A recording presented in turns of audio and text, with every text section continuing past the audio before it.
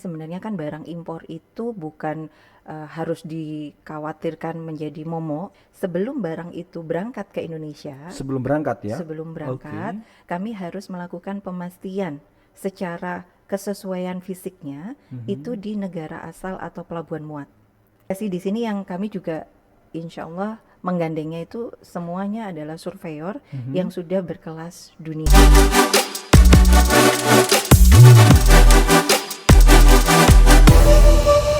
Bismillah. Assalamualaikum warahmatullahi wabarakatuh. Jumpa lagi di Cak Koja, cakap-cakap konstruksi baja bersama ISSI, Indonesian Society of Steel Construction. Hari ini kami kedatangan salah satu anggota yang agak unik, guys. Kenapa saya bilang unik?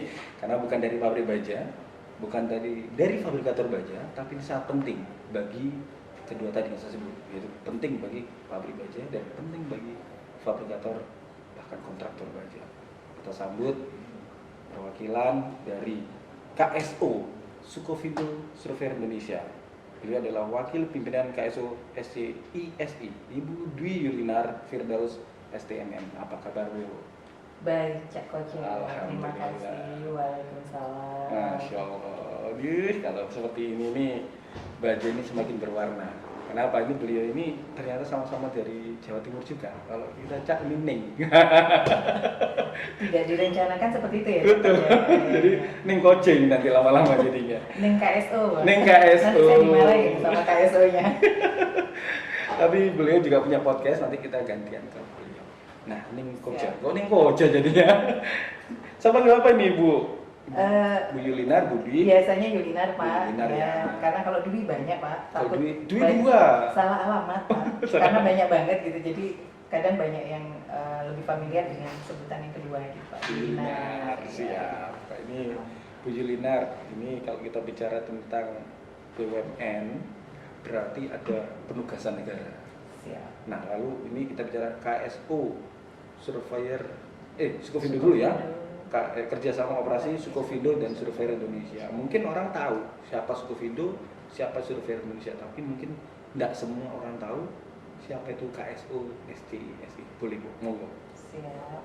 Terima kasih sebelumnya kami sampaikan Cak Koja atas waktunya juga kami diizinkan untuk berkolaborasi di dalam podcast yang dimiliki oleh ISSC, Indonesian Society of Steel Construction. Terima kasih untuk waktunya dan izin mungkin kami awal ingin menjelaskan terlebih dahulu terkait penugasan yang tadi disampaikan bahwa KSO, Kerjasama Operasi Sukovindo Surveyor Indonesia, ini adalah gabungan dari dua BUMN, di mana BUMN ini adalah yang kita kenal badan usaha milik negara, plat merah ya Pak. Kalau orang banyak sering sebut plat merah, kami benar plat merah. Di mana induk kami memang ada dua, yaitu Sukovindo dan yang berkantor di Pasar Minggu dan Surveyor Indonesia yang berkantor di Jalan Gatot Subroto. Gatot Subroto. Nah, khusus di dalam penugasan kami untuk kegiatan verifikasi penelusuran teknik impor atau mungkin masyarakat ISSC akan lebih mengenal kami dengan kegiatan VPTI, Cak Koja, VPTI. di mana output kami itu adalah laporan survei atau LS yang akan menjadi salah satu dokumen pelengkap kepabeanan ketika teman-teman pelaku usaha ingin melakukan kegiatan importasi. Nah, di sini kami mendapatkan penunjukan dari masing-masing kedua induk untuk melaksanakan amanah yang telah diberikan oleh Kementerian Perdagangan. Start awal kami diberikan amanah ini dari tahun 2002 sampai dengan alhamdulillah mendapatkan kepercayaan sampai dengan berjalan saat ini. Sudah 21 tahun. Kurang lebih sudah 21 Ya, tahun. banyak portofolio, pengalaman, pahit, getir, manis, asam. Insya Allah begitu. Jadi ya kalau namanya pertumbuhan 21 itu tahap-tahap yang sudah boleh dibilang mulai mature gitu ya. Oke. Cak Koja, mudah-mudahan seperti itu. Dan tetap mature Bu, jangan nanti biasa KPLC habis mature terus jangan, terus ya, turun, siap. jangan. Siap. Baik, nah berarti ada Sukovindo, ada Surveyor Indonesia, berarti orang-orangnya, tim-timnya juga dari kedua badan usaha ini ya? Betul. Jadi kami kolaborasi yang dikirim dari kedua induk penugasan, sehingga kami akan fokus di dalam delivery jasa yang terkait kepada kegiatan VPTI tadi, di mana kami sedikit menambahkan ada penunjukan Capman dari Kementerian Perdagangan untuk kami bisa melakukan penugasan ini. Jadi ada dasar yang memang menaungi regulasi sehingga kami memang ditunjuk pemerintah untuk melakukan kegiatan VPTI ini. Capman nomor 74 tahun 2019, karena Capman itu selalu ada perbaikannya, ada masa, dan itu akhirnya berlaku ada masanya gitu. Biasanya kalau Capman ini ngikutin dari peraturan induknya di atasnya. Betul. Nah, tapi induk ini tergantung dari kebutuhan masyarakat. Betul. Karena kan dinamis ya. Dinamis. Nah, baik. Nah, ini agak unik. Sukufindo, Survei Indonesia kita tahu lebih banyak terkait dengan TKDN. Nah, kalau yang paling banyak dibaca kan banyak TKDN. Nah, KSU ini memverifikasi produk barang yang diimpor. Nah, sehingga produk ini terjaga gitu ya. Impor tidak dilarang tapi diatur tata niaganya. Nah, ini konsepnya itu lebih gimana Bu? Mungkin bisa diilustrasikan mulai alur barangnya dari mana, proses secara singkat saja. Siap, terima kasih. Jadi sebenarnya lebih dikenalnya dengan ini saya fokuskan kepada yang VPTI ya. Karena kalau TKDN nanti kami akan siap di season yang berikutnya dengan narasumber yang agak berbeda pastinya, dan insya Allah lebih kompeten nanti untuk lebih menjelaskan terkait detail. Baik. Nah, untuk kegiatan VPTI ini itu memang seperti yang konsep dari pemerintah ini sebenarnya kan barang impor itu bukan harus dikhawatirkan menjadi momok gitu ya, tapi sebenarnya itu lebih disebut sebagai barang-barang yang lartas gitu ya, Cak Koja. Jadi lartas itu singkatannya adalah larangan dan pembatasan gitu. Ibaratnya diizinkan, namun tetap itu akan menjadi suatu harus ada pemenuhan terhadap ketentuan-ketentuan yang memang sudah diatur oleh regulasi. Nah, konsepnya adalah kita diminta untuk memastikan bahwa barang nanti yang akan datang ke Indonesia, tentu saja barang yang akan datang itu kembali lagi mengacu kepada konsep lartas tadi, komoditi apa saja yang diatur, kemudian ketentuannya seperti apa saja persyaratannya. Kita tahu di sini ada yang harus terpenuhi laporan surveinya, tapi ada juga yang laporan survei plus perizinan impornya. Nah, ini sangat tergantung dari regulasinya gitu ya, Cak Koja. Nah, overallnya pastinya kita akan melakukan pemastian yang harusnya nanti sebelum barang itu berangkat ke Indonesia. Sebelum berangkat ya? Sebelum berangkat, kami harus melakukan pemastian secara kesesuaian fisiknya itu di negara asal atau pelabuhan muat. Berarti ada tim yang dikirim ke sana atau gimana Bu? Kami untuk menghindari, jadi ibaratnya penugasan ini tetap berjalan, namun itu juga ibaratnya ramah di konsep biaya oleh pelaku usaha, maka kami untuk beberapa negara tertentu, rata-rata di Asia masih, kami memiliki cabang, Cak Koja. Jadi kami memiliki cabang yang ada di wilayah Thailand, Singapura, Malaysia, Vietnam, Korea Selatan, ada 7 ya, Korea Selatan, Thailand, Singapura, Malaysia, Vietnam, China? Korea Selatan, betul. China itu ada 2, Hong Kong dan Shenzhen. Makanya ada 7 gitu ya. Karena mau bicara China ini sangat luas sekali, Cak Koja. Jadi kami di luar itu plus benua yang lain, kami melakukan afiliasi. Nah, afiliasi di sini yang kami juga insya Allah menggandengnya itu semuanya adalah surveyor yang sudah berkelas dunia. Contohnya nih, Cak Koja, pasti nggak asing dong di masyarakat SSC juga, SDS, SDS karena BV, Biro Veritas, kemudian Kotekna, CWM, karena ini yang kami layani kan harus seluruh dunia, jadi bukan terbatas tadi di Asia saja. Jadi kami menggandengnya memang ada sisi IC itu juga punya kuat di beberapa, baik itu Asia, Cina, dan juga beberapa negara yang ada di benua Amerika dan Eropa. Kemudian Intertek, CWM, dan beberapa asosiasi lagi yang semuanya sudah kelas dunia gitu. Setelah periksa sana, barang datang. Barang datang di bea cukai berarti prosesnya. Dari situ sudah Oke. rilis? Izin nanti kami jelaskan dari awal ya. Siap. Terkait kepada pelayanan yang kami lakukan. Ini sebenarnya kegiatan kami ada 2 kegiatan verifikasi. Jadi verifikasi yang awal kami pasti melakukan verifikasi yang berupa administrasi.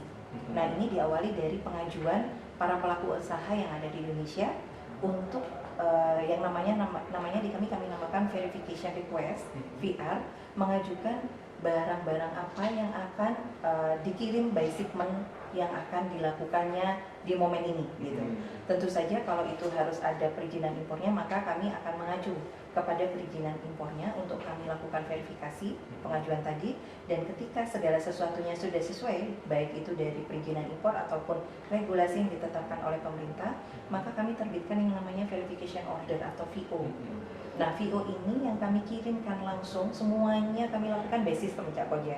Jadi tidak perlu, tidak ada manual, tidak ada tatap muka, tidak perlu juga yang jauh harus datang ke kantor kami, semuanya bisa dilakukan secara online, masuk kepada website kami, masuk kepada aplikasi untuk bisa langsung dipergunakan oleh pelaku usaha. Nah, ini kami lanjut lagi. Jadi tadi karena semua sudah by system, ketika segala sesuatunya sudah sesuai, Sudah verified gitu ya. VO kami lempar kepada semua kantor di mana permintaan untuk dilakukan pemeriksaan tadi itu ingin dilakukan. Jadi misalnya contoh pelaku usaha ingin barang asal pelabuhan muatnya nanti di Singapura, maka kami akan kirim kepada kantor kami yang ada di Singapura. Nah, saya ingin barang ini langsung dari negara asalnya, katakanlah di Asia, di Amerika atau di Eropa. Nah, ini nanti VO ini akan kami kirim kepada afiliasi yang sudah kami tunjuk di sana untuk disepakati nanti antara kantor afiliasi kami dengan eksportir dalam hal ini atau yang memiliki barang untuk kapan bisa barang siap dan dilakukan pemeriksaannya. Nah, ini setelah nanti agreement ini deal, agreement dalam konteks kapan barang ready, karena memang pada saat melakukan pemeriksaan kami harus memastikan barang itu sudah siap 100%. Yang Kenapa? sedang dibikin atau sedang dimasak lah. Betul, Cak Koja. Kan? Nah, Terus? karena ini kondisinya adalah pemastian tadi, Cak Koja, yang harus kami kawal bahwa benar barang yang akan berangkat itu barang itu. Benar. Jadi menghindari konsep penyelundupan, kekhawatiran bahwa yang diorder apa terus ternyata yang berangkat apa. Nah, kami akan memastikan barang itu sesuai dengan VO yang sudah diajukan oleh pelaku usaha tadi. Katakanlah 1000, maka kami harus pastikan barang itu 1000 dulu. Nah, kemudian kami di sana akan melakukan pemeriksaan fisik. Pemeriksaan fisiknya tentu saja, tapi ada metode sampelnya ya, Cak Koja, bukan semuanya akan kami buka. Pasti ini banyak yang terlihat gitu ya, dan akan lama. Ini kan konsepnya tetap dilakukan pemastian, tapi bukan berarti menghambat gitu ya, Cak Koja. Sehingga dengan metode sampling yang tetap kami acu pakai standar ISO, maka kami akan buka untuk memastikan bahwa dari sisi deskripsi barang, dari sisi spek, kalau ini bicara katakanlah elektronik kan yang paling dipentingkan, saya ordernya memang spek handphone yang seperti ini, maka kami buka itu untuk memastikan bahwa memang barang yang diorder tadi sudah sama persis dan sesuai, baik oleh perizinannya maupun dengan mereka sendiri kan punya apple to apple bisnisnya ya, kontraknya. Nah, setelah kami lakukan pemeriksaan itu, hasilnya sesuai, maka kami terbitkan yang namanya draft laporan survei dari negara asal atau tempat pemeriksaan untuk dikirim lagi by system ke kami yang di head office ini untuk dilakukan verifikasi akhir. Nah, verifikasi akhir ini kembali lagi, semuanya cukup by system. Kami akan menerbitkan notifikasi kepada pelaku usaha yang ada di Indonesia. Itu berapa lama biasanya notifikasi? Notifikasi harusnya pada saat BLS itu ada, maka kami mengirimkan untuk meminta yang namanya final dokumen. Final dokumen itu berupa apa? Final dokumen itu berupa invoice dan packing list. Yang harusnya update kami terima pada saat barang itu diberangkatkan. Karena khawatirnya memang ada kondisi berbeda saat invoice bukan invoice ya, proforma invoice diterbitkan. Betul. Nah, karena ada pemastian akhir, siapa tahu kadang yang berangkat itu justru short gitu ya. Nah, short ini kami nanti kalau benar short, kami harus melakukan konfirmasi ulang kepada pelaku usaha. Apakah benar yang akan berangkat memang ternyata jadi berkurang dari jumlah yang disepakati di awal. Kalau jadi berkurang dan disetujui, maka memang tetap barang itu akan berangkat dan kami berdasarkan final dokumen yang sudah dikirimkan final, akan menerbitkan namanya LS atau laporan survei sesuai dengan final dokumen yang sudah diberikan kepada tim kami yang ada di head office, juga cukup melalui unduh final dokumen tersebut kepada aplikasi yang sudah kami siapkan ataupun di website kami. Semuanya by system. Semuanya by system. Jadi nggak ada ribet-ribet, nggak ada repot-repot. Nggak pakai ribet-ribet, dan ada beberapa SLA nanti kami coba sebutkan dari VR kepada VO sendiri.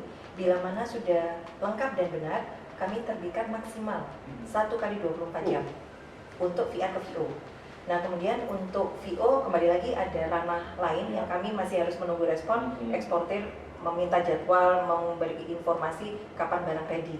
Tapi begitu sudah dia meminta jadwal, maka kami punya SLA maksimal 3 kali 24 jam untuk bisa menyetujui jadwal itu, ataupun kalau ternyata di jadwal itu masih belum bisa, maksimal mundurnya hanya 3 kali 24 jam. Jadi 6 hari total paling lambat. Belum selesai, karena belum ke LS gitu Cak Koja. Jadi setelah 3 kali 24 jam, atau bisa disepakati kalau memang bukan minta hari ini mengirim RFI, hari ini juga diperiksa, maka kami sebenarnya masih bisa menyepakati tanggal request gitu ya. Nah, itu maksimalnya 3 kali 24 jam. Artinya bukan berarti kalau misalnya sekarang nih tanggal 27, mereka meminta tanggal 30 dan 30-nya kami udah pasti bisa, maka kami bisa kunci lock itu untuk kesepakatan tanggal 30 gitu. Cak Koja. Tapi kalau 27 hari ini minta 27, nah ini yang kami kan semuanya karena juga tersistem, orang juga udah ada instruksinya, arahan kemana-mana, jadi kami pasti bisa mengundurkan maksimalnya 3 kali 24 jam. Seperti itu Cak Koja. Begitu udah selesai? Begitu udah selesai pemeriksaan, barang datang? Belum barang datang. Belum barang Jadi datang, ya? kami biasanya bisa terbitkan LS sebelum barang datang. Dengan catatan final dokumen begitu kapal Sudah berangkat, komplit? sudah diserahkan kepada kami komplit dan benar. Bentuknya apa? BL ya biasanya? Invoice sama packing list. Oh, invoice dan packing Sama sudah packing cukup? list cukup. Dan setelah diupload ke kami, maksimal lagi 1 kali 24 jam, insya Allah LS sudah bisa kami terbitkan. Jadi tidak perlu khawatir barang harus nyampe sini baru kami terbitkan, malah 1 kali 24 jam maksimal dari final dokumen itu diupload ke kami, maka sebenarnya LS sudah bisa kami kirim ke sistem. Kalau di kami sebenarnya kirimnya ke Inatrade dulu, tapi Inatrade-nya connect ke INSW, maka pelaku usaha tinggal download pakai ELS namanya, elektronik sekarang sudah, dan itu bisa dilakukan, betul. Dan itu acceptable juga di Bea Cukai. Gitu. Itu kan begitu banyak proses. Tapi pelaku usaha ini gimana Bu? Kan nggak semuanya paham ya. Nanti, tapi kalau ini karena pakai sistem, jadi tinggal klik-klik aja, tinggal ngikutin instruksi berarti. Betul. Dan kami ya mungkin ini salah satu kami sowan sambung silaturahmi dengan asosiasi ISSC, tidak menutup juga kemungkinan dengan asosiasi yang lain. Kami tidak henti-hentinya terus menyampaikan bagaimana kami melakukan delivery jasa ini, supaya masyarakat yang memang membutuhkan jasa PPTI itu bisa lebih paham dan lebih mengerti bagaimana proses ini dilakukan. Dan mungkin untuk message-nya atau kendala-kendalanya, kami juga maksudnya dengan tadi tingkat kemajuran kami setelah 21 tahun itu insya Allah kami bisa memberikan semacam informasi-informasi bahwa nanti betternya Bapak akan lakukan seperti ini gitu Pak. Sehingga potensi-potensi masalah itu bisa dicegah di awal. Bisa preventif lebih awal. Dan konsultasi itu termasuk bagian dari, jadi ketika kami bergulir kami tahu oh berarti ada potensi yang memang nanti akan ada di posisi dispute, karena tadi begitu barang sampai sebenarnya dari situ tugas kami selesai karena LS sudah keluar. Tapi kenyataannya adalah LS kami digunakan untuk salah satu dokumen pelengkap kepabeanan, yang artinya itu nanti berikutnya irisannya dengan tim Bea Cukai. Nah, di tim Bea Cukai ini karena ini khusus masyarakat yang terkait dengan besi baja, jadi mungkin saya agak sedikit customize dengan kondisi yang terjadi di besi baja. Karena berbeda, khusus. Spesial. Baja itu spesial memang. Spesial banget, sesuai dengan karakteristik baja yang begitu beragam. Mungkin ini orang sipil, jadi ngerti baja juga.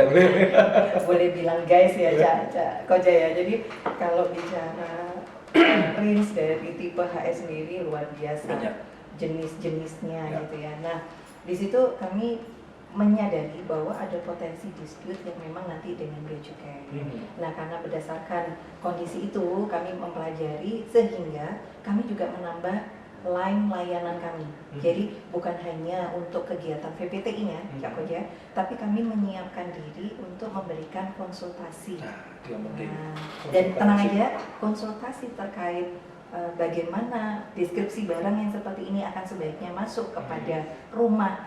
Kalau di kami sebenarnya gambarannya itu lebih tepatnya rumah, karena kami tahu untuk klasifikasi AS ini ranahnya bea cukai ya Cak Koja. Jadi kami sendiri juga dari pembelajaran yang cukup panjang ini, akhirnya dari konsultasi itu karena berdasarkan pengalaman, maka deskripsi barang yang seperti ini biasanya Pak lebih tepatnya akan masuk kepada rumah ataupun akhirnya memang bicara HS code atau pos tarif, jadi akhirnya gitu ya Pak ya, harmonize system. Banyak sekali itu. Nah, konsultasi ini penting, jadi ini menjadi salah satu bisa dibilang adalah layanan itu lagi-lagi karena melayani pelanggan gitu ya. Nah, tapi 21 tahun tentunya pasti ada kendala gitu ya. Kira-kira apa nih kendala yang sudah sering dihadapi gitu? Ya. Nah, jadi message tadi kami bilang kami menambah satu lagi line layanan, dan jangan khawatir terhadap line layanan ini kami tidak mengenakan biaya apapun gitu. Jadi free of charge terhadap layanan konsultasi pada saat semua pelaku usaha. Mungkin kami sarankan di awal. Jadi ketika mereka akan mengajukan perizinan, akan lebih baik kalau misalnya bisa berdiskusi dulu dengan kami untuk kami kawal bahwa barang-barang yang memang, jadi nanti kami kawal itu konteksnya kami berusaha memastikan Pak deskripsinya seperti apa sih Pak yang mau Bapak impor gitu, supaya penerjemahan ke dalam pengajuan perizinan nanti itu bisa lebih tepat. Dan memang kadang nanti kami mintain kelengkapan, Pak barangnya seperti ini ya, boleh minta katalognya, boleh minta fotonya mungkin kalau awal ya. Karena tidak ingin terjadi dispute di akhir tadi gitu ya, Pak. repot kalau dispute. Iya. Jadi baja itu memang cukup spesial tadi disebut, jadi banyak juga penyalahgunaan sehingga ini bisa dibilang konsultasi dan pendampingan asistensi tadi itu mencegah supaya tidak terjadi potensi masalah yang jauh lebih besar. Betul. Nah, Bapak Ibu pelaku usaha mungkin impor, tapi tidak tahu ternyata barang itu adalah barang yang tadi ada latas misalkan, terus barangnya juga tidak sesuai, akhirnya menumpuk di pabean misalkan. Nah, ini kan jadi masalah jauh lebih besar. Jadi polemik yang pastinya itu kami pahami itu akan berdampak finansial yang besar juga dari sisi pelaku usaha. Dan yang paling penting ternyata beliau ini sebagai garda pengawas, garda terdepan untuk melindungi industri baja nasional. Kenapa? Memverifikasi, jangan sampai barang yang diimpor adalah benar-benar barang yang masih banyak barangnya di Indonesia dan dikategorikan adalah barang yang atas misalkan, atau kena BMTP, kena BMAD misalkan. Nah, ini kan perlu adanya konsultasi tadi Bu ya. Siap. Nah, ini makasih banyak Bu. Sama-sama. Berarti ini masyarakat konsumsi baja dilindungi, salah satunya adalah dengan Sri Kandi. Saya kan Sri Kandi lagi ini. Oh iya, ini atas Sri Kandi ya. Gak ada namanya Sri di sini.